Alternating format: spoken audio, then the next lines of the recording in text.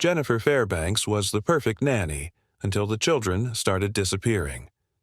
As parents frantically searched for answers, a web of lies began to unravel, exposing a truth more sinister than anyone could have imagined.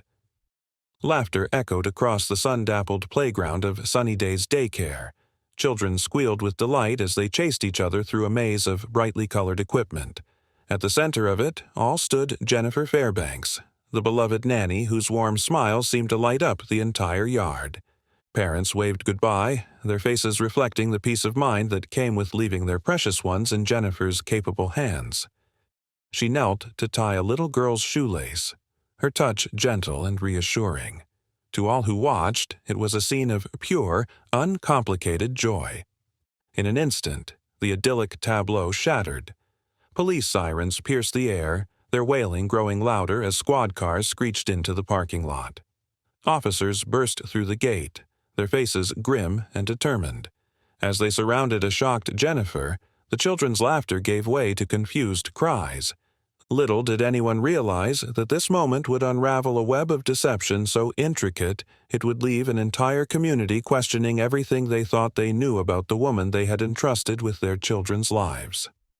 As the community reeled from shock, one question burned in everyone's minds. How had Jennifer Fairbanks, the perfect nanny, fooled them all? The answer lay hidden in a past carefully curated to conceal a chilling truth. Sarah Lawrence, the owner of Sunnyday's Daycare, sat in her office surrounded by colorful artwork and photos of smiling children. Her hands trembled as she leafed through Jennifer's impeccable resume and glowing references. How could she have been so wrong about someone she thought she knew so well? Jennifer had arrived at Sunnyday's 3 years ago, a beacon of hope during a particularly challenging time for the daycare.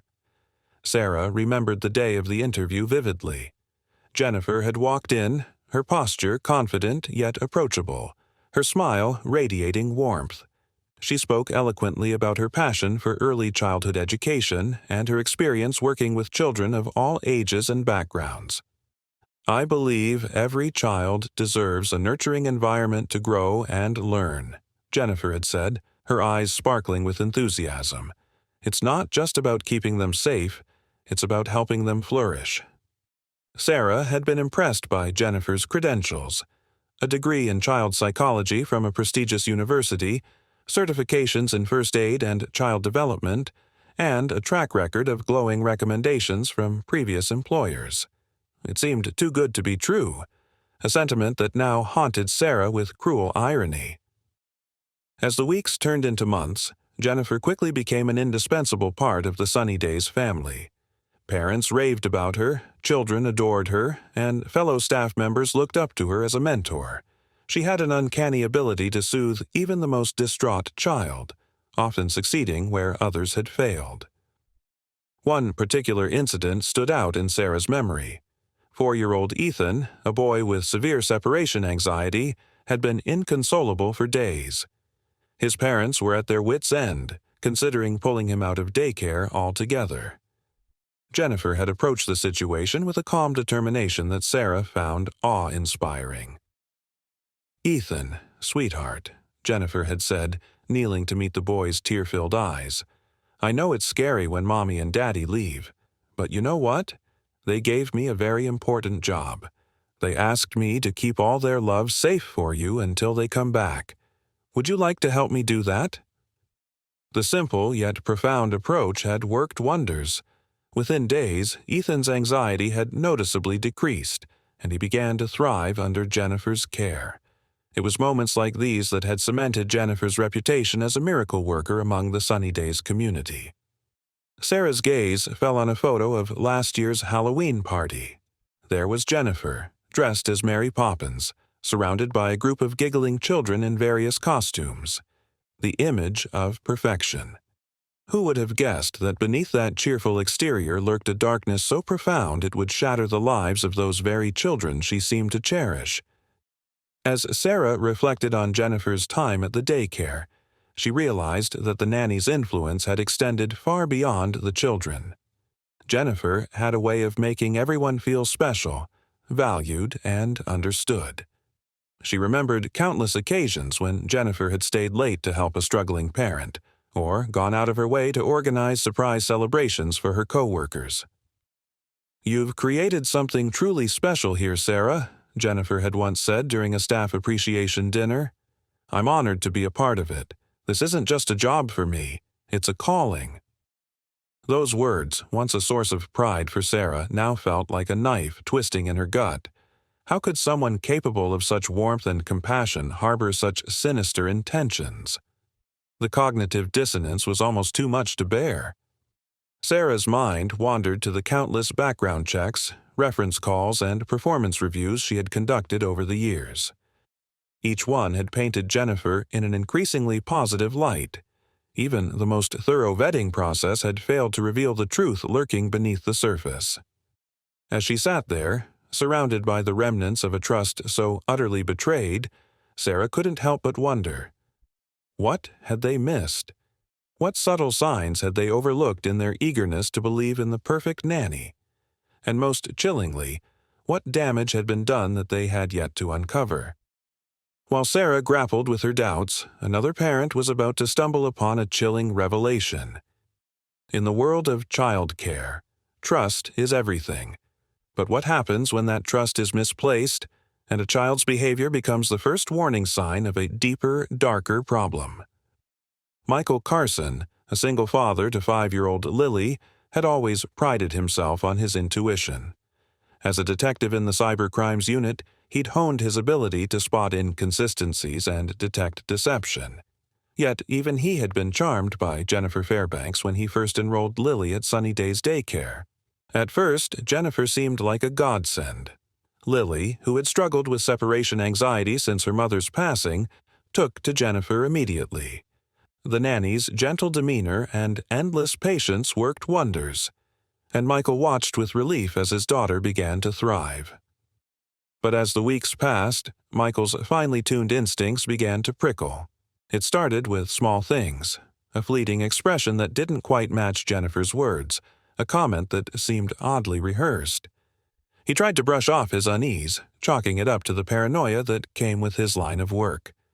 Then came the changes in Lily. His once bubbly daughter grew quieter, more withdrawn. She began having nightmares, something she hadn't experienced since the immediate aftermath of her mother's death. When Michael gently probed, Lily would clam up, her eyes darting away as she mumbled that everything was fine. One afternoon, Michael arrived early to pick up Lily. As he approached the playground, he heard Jennifer's voice, sharp and cold in a way he'd never heard before. "Stop crying, you little brat," she hissed at a child out of Michael's view. "If you don't shut up right now, I'll give you something to really cry about." Michael froze, his heart racing. The voice was undeniably Jennifer's, but the tone was that of a stranger, cruel, impatient, threatening. In that moment, the facade cracked, and Michael caught a glimpse of something dark lurking beneath the surface of the perfect nanny. As quickly as it had appeared, the mask slipped back into place. By the time Michael rounded the corner, Jennifer was all smiles, comforting the sniffling child with gentle words and a warm embrace. If he hadn't heard it himself, Michael would never have believed the transformation. That night, as Lily slept fitfully in the next room, Michael wrestled with his conscience. Was he overreacting? Could he have misinterpreted what he'd heard? The Jennifer he knew was beloved by parents and children alike. She had impeccable credentials and a track record of excellence. Who would believe his suspicions based on a single overheard conversation? But the detective in him couldn't let it go. He thought of Lily's recent changes, the nightmares, the reluctance to talk about her days at the daycare. He remembered the flashes of unease he'd experienced over the past weeks, dismissed as paranoia. Now, those moments came into sharp focus, pieces of a puzzle he was only beginning to assemble. Michael knew he couldn't remain silent.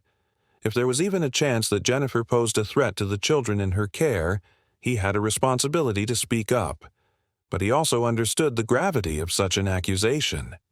Without concrete evidence, his concerns could be dismissed, potentially alienating him from the daycare community and making it harder to protect Lily if his suspicions proved true. After a sleepless night, Michael made his decision. He would approach Sarah Thompson, the owner of Sunny Days, with his concerns. He would present his observations as objectively as possible, framing them as a need for further investigation rather than an outright accusation. As he drove to the daycare the next morning, Lily, unusually quiet in the back seat, Michael steeled himself for the conversation ahead. He couldn't shake the feeling that he was about to set in motion a chain of events that would change everything. Little did he know just how right he was, or how deep the rabbit hole of Jennifer's deception would go. As Michael's suspicions set a new investigation in motion, Detective Lisa Reyes found herself untangling a web of lies that stretched far beyond Sunny Days Daycare. The seasoned detective had seen her fair share of complex cases, but something about Jennifer Fairbanks sent a chill down her spine. Reyes sat at her desk, surrounded by stacks of files and a corkboard covered in photos and notes. She rubbed her tired eyes, trying to make sense of the conflicting information before her. On one side, she had glowing testimonials from parents and colleagues. On the other, a growing pile of inconsistencies and red flags that painted a disturbing picture. The detective's first step had been to verify Jennifer's background. What she found, or rather, didn't find, was alarming. The prestigious university Jennifer claimed to have graduated from had no record of her attendance. The certifications she'd presented were masterful forgeries, indistinguishable from the real thing to the untrained eye. As Reyes dug deeper, she uncovered a pattern that made her blood run cold. Jennifer Fairbanks wasn't just one person, she was many. The detective traced a trail of aliases across 5 different states, each identity carefully crafted and discarded like a snake shedding its skin.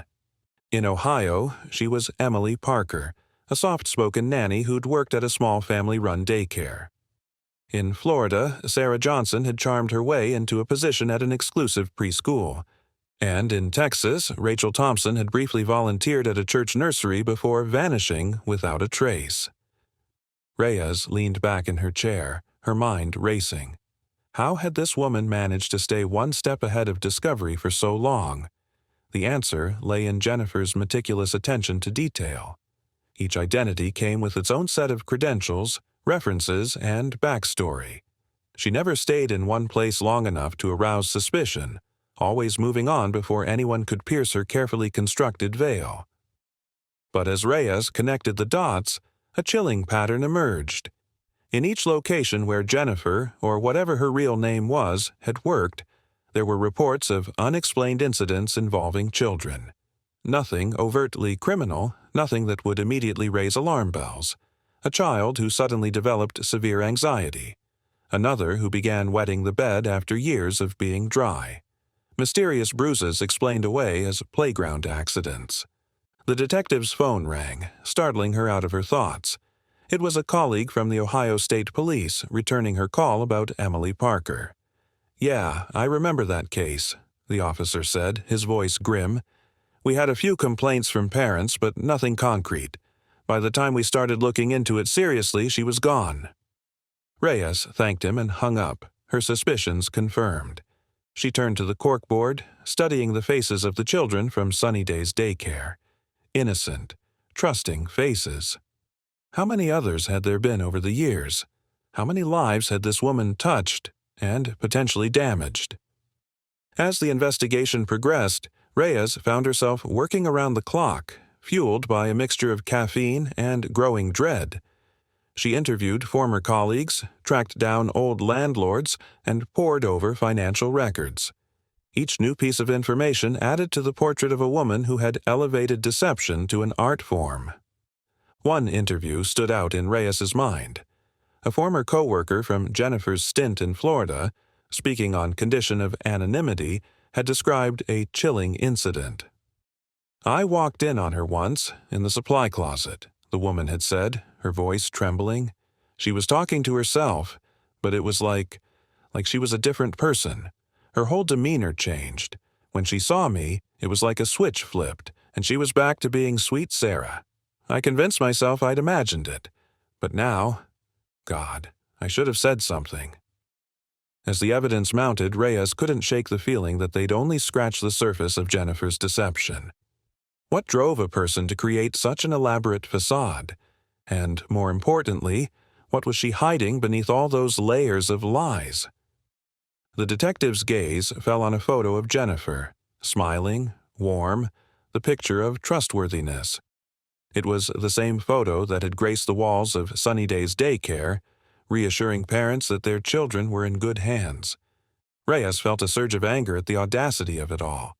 Reyes' anger was justified, but it paled in comparison to the raw anguish of the parents. As the truth about Jennifer's reign of terror came to light, families were left grappling with an unthinkable reality. The person they'd entrusted with their children's care was a monster in disguise. The first victim to come forward was 7-year-old Ethan, his small frame shaking as he sat in the police station's interview room. His mother, Karen, held his hand tightly, her face a mask of guilt and sorrow. Detective Reyes watched through the one-way mirror as a child psychologist gently coaxed the boy to open up about his experiences at Sunnyday's Daycare. "Miss Jennifer said it was our special secret," Ethan whispered, his eyes downcast. "She said if I told anyone, something bad would happen to Mommy and Daddy." The boy's words sent a chill through the room, revealing the insidious tactics Jennifer had employed to ensure her victim's silence. As the days passed, more children and their families came forward, each story more heartbreaking than the last. 5-year-old Lily, whose father Michael had first raised concerns, revealed a pattern of psychological manipulation that left her questioning her own perceptions. "Miss Jennifer would tell me I was bad, that no one would believe me if I said anything," Lily confided, her voice barely audible. "She said I'd get in trouble for lying." The sophisticated nature of Jennifer's abuse became apparent as the interviews progressed.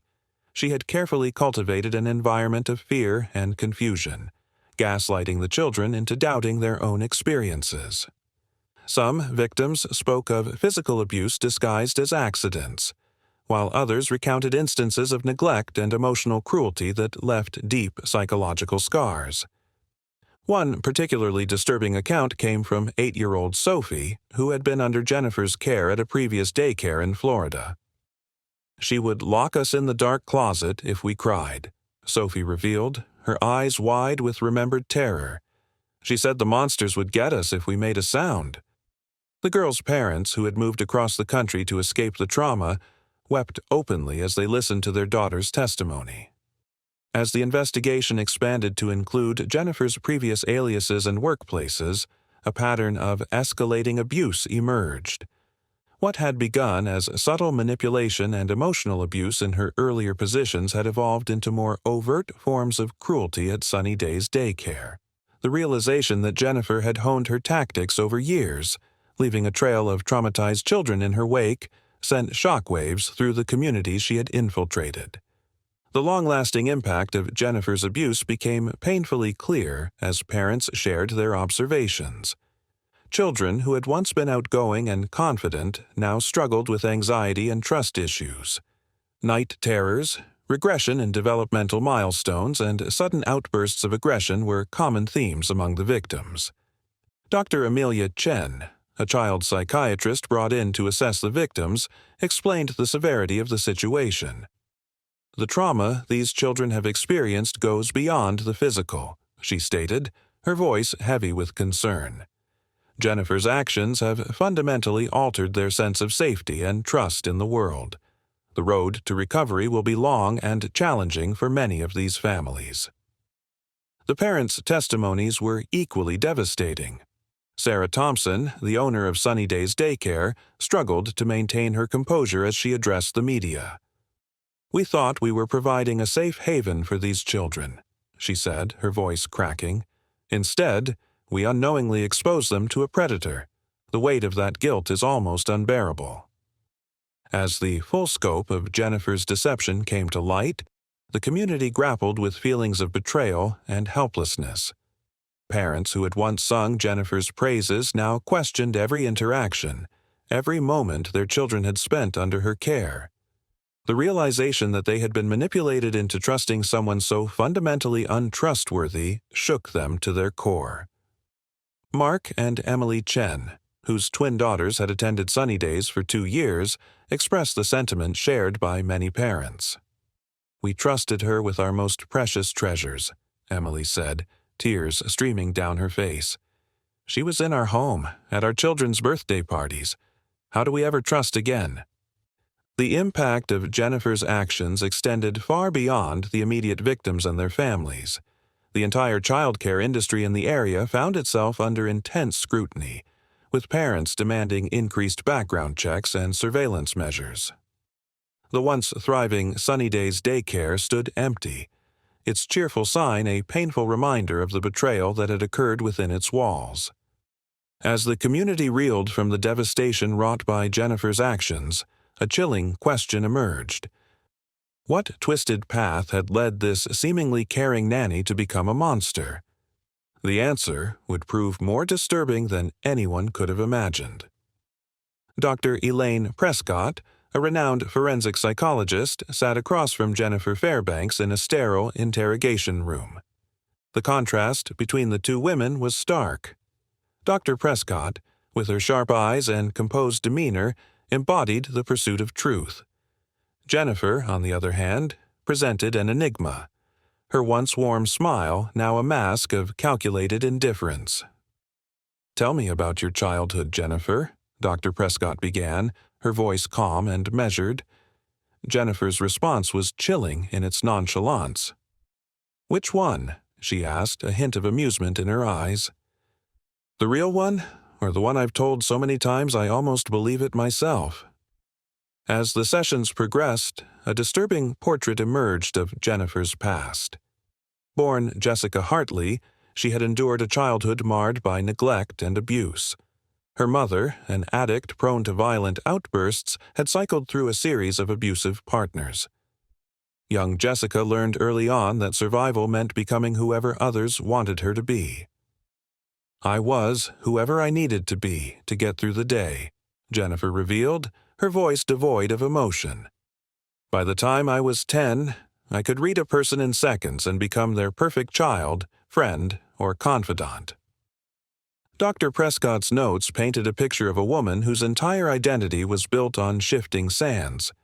Jennifer's ability to manipulate others wasn't just a skill, it was the core of her being.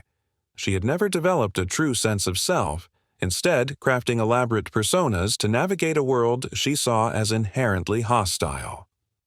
The psychologist probed deeper, uncovering a pattern of escalating behavior that had begun in Jennifer's teens. Foster homes, juvenile detention centers, and a string of failed relationships all bore witness to her inability to form genuine connections. "People are just puppets," Jennifer stated coldly. "Pull the right strings and they'll dance to any tune you play." As Dr. Prescott delved into Jennifer's time at Sunny Days Daycare, she encountered a level of calculation that sent chills down her spine. Jennifer described her methods with a detached precision, as if recounting a particularly challenging chess game. "Children are the easiest to mold," she explained. "Their fears, their hopes, they're all there on the surface, waiting to be exploited." The forensic psychologist was struck by Jennifer's complete lack of empathy. When confronted with the testimonies of her victims, Jennifer showed no remorse. Instead, she critiqued her own performance, noting where she could have been more effective in her manipulation. "You have to understand," Jennifer said, leaning forward with an unsettling intensity. "I gave those children exactly what they needed. I made them stronger, taught them how cruel the world can be. In a way, I was the best thing that ever happened to them." Dr. Prescott's final assessment was a grim one. Jennifer Fairbanks represented a perfect storm of nature and nurture gone wrong, a predator hiding behind a mask of nurturing care. Her childhood trauma had warped her understanding of human relationships, while her innate intelligence and charisma had given her the tools to exploit others on a grand scale. "In my professional opinion," Dr. Prescott stated in her report, "Jennifer Fairbanks poses an ongoing threat to society. Her lack of empathy, combined with her exceptional ability to manipulate others, makes her an extraordinarily dangerous individual. Rehabilitation, in this case, seems highly unlikely." The implications of Dr. Prescott's assessment sent shockwaves through the legal system and the community at large. Jennifer Fairbanks wasn't just a criminal. She was a mirror reflecting the darkest potential of human nature. Her ability to infiltrate and exploit the most vulnerable members of society raised troubling questions about trust, identity, and the very fabric of human connection. As the legal system grappled with the depths of Jennifer's deception, a new challenge emerged. How could justice be served for crimes that defied conventional understanding? The courtroom was about to become a battleground where the limits of law and morality would be tested. The case of Jennifer Fairbanks, the nanny who had terrorized countless children across multiple states, presented unprecedented challenges for prosecutors. How do you quantify the damage done to young, vulnerable psyches? How do you build a case when your key witnesses are traumatized children? District Attorney Eleanor Simmons stood before a packed courtroom, her voice steady as she addressed the jury. Ladies and gentlemen, the woman before you is not just a criminal. She is a predator who targeted the most innocent among us, weaponizing the very trust we place in those who care for our children. As the trial progressed, the courtroom became a crucible of raw emotion. Parents took the stand, their voices breaking as they recounted the changes they had seen in their children. Therapy reports detailed the long-term psychological damage inflicted by Jennifer's abuse. Child psychologists explained the insidious nature of her manipulation, painting a picture of a woman who had systematically dismantled the sense of safety and trust that forms the foundation of healthy childhood development. The most heart-wrenching moments came when the children themselves testified. Shielded from direct contact with Jennifer, they spoke via closed-circuit television, their small faces filling the courtroom screens. 8-year-old Sophie, her voice barely above a whisper, described the terror of being locked in dark closets. Ethan, now 9, struggled to articulate the confusion and shame he felt at keeping Jennifer's special secrets. Throughout the proceedings, Jennifer remained a study in contrasts. To the casual observer, she appeared the picture of a caring, wrongly accused nanny. She dabbed at her eyes with a tissue during particularly emotional testimonies, her expression a mask of sorrow and disbelief. But those who knew the truth saw the calculation behind her eyes, the subtle smirk that played at the corners of her mouth when a victim stumbled over their words. Defense attorney Marcus Reeves faced an uphill battle. With the mountain of evidence against his client, he focused on Jennifer's troubled past, attempting to paint her as a victim of circumstance. "My client is a product of a system that failed her," he argued. "She never learned what true care and nurturing looked like. Can we truly hold her accountable for perpetuating the only cycle she ever knew?" But as Dr. Elaine Prescott took the stand, any sympathy for Jennifer quickly evaporated. The forensic psychologist's clinical assessment laid bare the calculated nature of Jennifer's actions. "This is not a case of a damaged individual lashing out," Dr. Prescott stated firmly. Jennifer Fairbanks made conscious choices to exploit and harm children for her own gratification. Her ability to maintain multiple identities and manipulate entire communities speaks to a level of premeditation that is truly chilling. After weeks of testimony, the jury took less than 6 hours to reach a verdict. As the foreman rose to deliver their decision, the courtroom held its collective breath. "On all counts, we find the defendant, Jennifer Fairbanks, guilty." The sentence came swiftly. Multiple life terms without the possibility of parole. As Judge Harriet Townsend delivered her ruling, her words cut through the courtroom like a whip. "Miss Fairbanks, you have committed the most egregious betrayal of trust imaginable. You preyed upon the very foundation of our society, the bond between caregiver and child. The damage you have inflicted will ripple through generations. It is my sincere hope that you will spend the rest of your days contemplating the lives you have irreparably harmed." For the families of Sunnyday's Daycare, the verdict brought a mixture of relief and lingering anguish.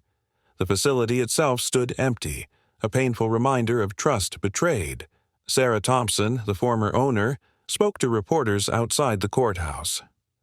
"No sentence can undo the harm that's been done," she said, her voice heavy with emotion. "All we can do now is support each other and work to ensure this never happens again." In the wake of the Jennifer Fairbanks case, the child care industry underwent a seismic shift. Background checks became more rigorous, surveillance measures more commonplace. Parents approach child care decisions with a new level of caution, hyper-aware of the potential for wolves in sheep's clothing.